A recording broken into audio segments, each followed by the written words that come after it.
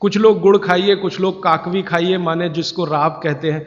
जितना जाड़े का समय है ना, नवंबर दिसंबर जनवरी फरवरी तक राब भरपूर खा सकते हैं। दही में राब खाइए, दूध में राब खाइए, हलवा राब का बनाइए, गुड़ का हलवा बनाइए, गुड़ दही में खाइए, गुड़ दूध में खाइए।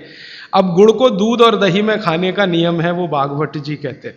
वो कहते हैं जी दही में मिला के गुड़ खाया जाए, दही में मिला के गुड़ खाइए, दूध में गुड़ कभी मत मिलाइए, दूध में गुड़ कभी मत मिलाइए, दही में मिला के खाइए। तो दूध में कैसे खाएंगे जी? दूध में ऐसे खाएंगे कि पहले गुड़ खा लीजिए, पीछे से दूध पी लीजिए, या दूध पी लिया पीछे से थोड़ा गुड़ खा लीजिए। दूध में गुड़ मिला नहीं सकते, और दही में कभी भी बिना मिलाए मत खाइए। आप में से कोई बिहार वाले हैं ना, तो वहां पर एक बहुत बढ़िया व्यंजन मिलता है, उसका नाम है दही चूड़ा। दही चूड़ा ही कहते हैं, चूड़ा। ये मिथिला में मैंने खाया, और ऐसा अद्भुत है जो दुनिया में शायद कहीं ना हो। मिथिला में, मिथिला माने एक एरिया है बिहार का, करीब 8-10 जिले उसमें आते हैं। उन जिलों में जब भी आप जाएं तो मेहमान को वही परोस के लाते हैं। तो मैं भी मेहमान जैसा ही रहता हूं, तो मुझे हर घर में दही चूड़ा मिलता है। तो वो दही डाल के लाते हैं, ऊपर से गुड़ डाल के लाते हैं, दही के ऊपर गुड़ रहेगा। तो मैंने कई बार कहा कि अलग प्लेट में गुड़ ले आओ, तो वो कहते नहीं, आपको फिर खाना नहीं आता दही चूड़ा। तो पहले मुझे सच में नहीं मालूम था। अब जब ये मुझे पता चला बाघभट्ट चिकित्सा का, तब मेरी अकल में आया कि वो सब बाघभट्ट के चेले हैं, दही में गुड़ मिला के पहले से ही चिवड़ा पे रख के लाते। तो दही में गुड़ मिला के ही खाइए। अगर आप दही खा रहे हैं तो गुड़ मिला के ही खाइए, तो दही के कई दोष जो आपके लिए अनुकूल नहीं है वो भी खत्म हो जाते हैं। और दूध में गुड़ कभी भी मत मिलाइए। एक जगह तो वो ये कहते हैं कि दूध खाली पी लीजिए, गुड़ आगे पीछे खा लीजिए, वो ज्यादा बेहतर है। तो गुड़ खाइए, मेरा कहने का मतलब ये है। अब गुड़ के कितने प्रिपरेशन है हमारे घर में?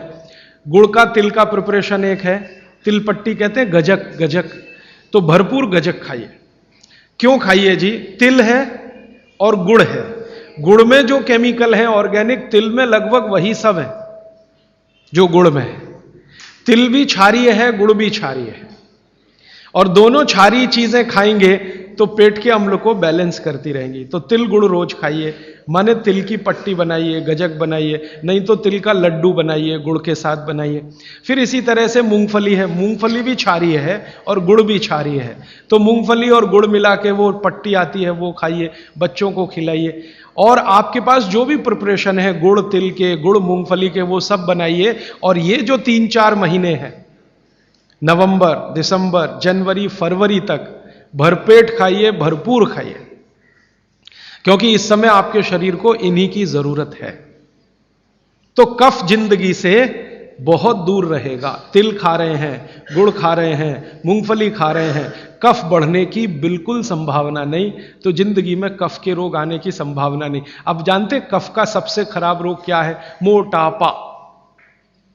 मोटापा कम करना है तो भरपेट गुड़ खाइए, भरपेट तिल खाइए, भरपेट मूंगफली खाइए, मोटापा भी कम हो जाएगा। हाँ, आपको डर है ना, तिल खाएंगे जी उसमें से तेल है। तेल तो है तिल में, लेकिन वो HDL वाला, LDL वाला नहीं है, VLDL। ये मोटापा जो है ना, वो VLDL और LDL का चक्कर है। HDL जैसे ही बढ़ेगा, मोटापा अपने आप कम होगा, पेट अंदर ही जाएगा। आप में से कोई भी मेरे कहने पर 3 महीने एक एक्सपेरिमेंट कर लीजिए। तिल चबा चबा के खाइए, खाने के बाद 3 महीने के बाद वजन नापेंगे, 8-10 किलो कम मिलेगा, कम से कम इतना कम मिलेगा।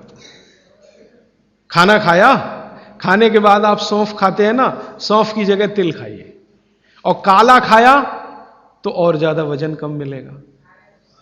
काला तिल एक है सफेद, काले की गुणवत्ता सफेद से भी ज्यादा है। लेकिन ये इन्हीं 4 महीनों में, गर्मी में अगर आपने यही तिल खाया तो प्रॉब्लम आएगी।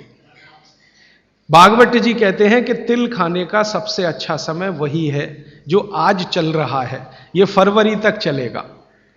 तो फरवरी तक, और कभी बहुत ज्यादा लिबरल हो तो होली के दिन तक वो कहते हैं तिल खाने का समय है। होली होते ही तिल कम करिए या खत्म करिए। फिर कुछ और चीज आएगी, वो क्या आएगी वो मैं बता दूं, लेकिन आप ये करके देख लीजिए।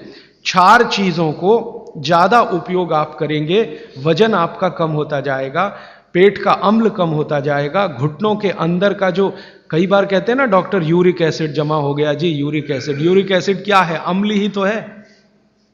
तो ये यूरिक एसिड आपको कम करना है, तो गांठ के सब जो माने जोड़ों के दर्द आपको कम करने हैं, तो इनके लिए ये सब चिकित्सा बताई है। तिल है, गुड़ है, और मैंने एक चीज बोली थी कि अगर आप जैन नहीं हैं तो शहद है। शहद में भागवत जी कहते हैं छोटी मधुमक्खी का शहद, बड़ी का नहीं। तो शहद लाएं तो उसको पूछ लीजिए। तो एक हिस्सा हो गया कफ का। अभी दूसरा पित्त का हिस्सा। पित्त का हिस्सा बहुत क्लियर है, एकदम स्ट्रेट फॉरवर्ड है कि घी ज्यादा खाएंगे पित्त आपका हमेशा सम रहेगा। और ज्यादा घी खाने का जो समय है वो बारिश के दिनों में और ये जो गर्मी के दिन होते हैं ना, उस समय घी ज्यादा खाइए ताकि पित्त को कंट्रोल करके रखे। और वात के लिए मैं पहले ही बता चुका हूं, शुद्ध तेल।